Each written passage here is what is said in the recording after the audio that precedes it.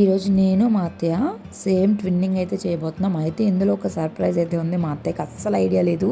So చాలామంది ఈ శారీ గురించి లింక్ అడిగారు. నాకు వాళ్ళు మెసేజ్ చేసిన వాళ్ళు కనిపించట్లేదు. అందుకే నేను వాళ్ళ కోసం కూడా ఈ ట్విన్నింగ్ అయితే చేస్తున్నాం. ఒకసారి చేసాము. ఈ శారీ చాలా బాగుంటుంది. మా ఆయనేమో వీడియోకి మధ్యలో అడ్డంగా వచ్చేసాడు. పాపం ఇంకా పక్కకి వెళ్ళిపోయాడు. సో సేమ్ శారీస్ అయితే రెడీ అయిపోయాం కదా. సో ట్విస్ట్ అని చెప్పాను కదా, ఏంటనేది మా అత్తయ్య కూడా తెలియదు కదా. సో నేనైతే జ్యువెలరీ చాలా ఉన్నాయి. అత్తయ్యని ఎప్పుడైనా ఒకసారి ఇట్లా ఫుల్గా రెడీ చేసి చూడాలని ఆశ. వాళ్ళకు కూడా ఉంటుంది, కానీ ఒక ఏజ్ వచ్చినాక రెడీ అవ్వాలంటే ఇంకా అవ్వలేరు కదా. సో వాళ్ళ ఏజ్లో అసలు ఇలా రెడీ అవ్వడమే మీకు మీ లైఫ్లో ఎప్పుడైనా రెడీ అయ్యారు ఇలాగా? వెరైటీగా ఉంది. హ్యాపీగా ఉందా, బాధగా ఉందా, విచిత్రంగా ఉందా, ఎలా ఉంది మీకు ఫీలింగ్? బాగుందా? ఇదిగో ఫోన్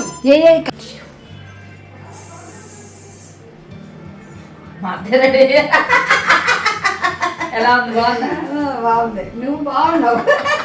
నాకు కొత్తగా ఉంది, వెరైటీగా ఉంది. ఎప్పుడే నేను ఇలా రెడీ అవ్వాలి. సో అనుకుంటున్నా చాలా రోజుల నుండి ఇలా చేయాలి రెడీ చేయాలని. ఫైనల్ ఈరోజు సేమ్ శారీ ట్విన్నింగ్లో ఆల్రెడీ శారీస్ కూడా లింక్స్ అడిగారు కదా. సో ఇది హిప్ బెల్ట్ మేము బయట ఏమేమి తీసుకున్నాం అవన్నీ లింక్స్ అయితే ఇచ్చేస్తాం డిస్క్రిప్షన్లో. లింక్ అని కామెంట్ చేయండి. Bye bye. Bye bye. ఉండండి కొన్ని ఫోటోలు తీసుకుందాం. రియాక్షన్ మావయ్యనా? మావయ్య ఏమంటారు చూద్దాం. అయ్యో అయ్యయ్యో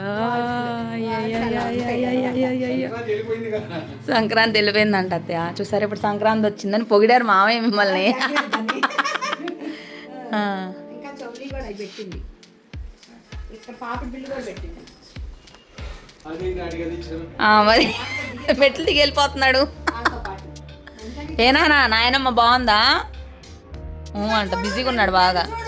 అవి బాగున్నానా?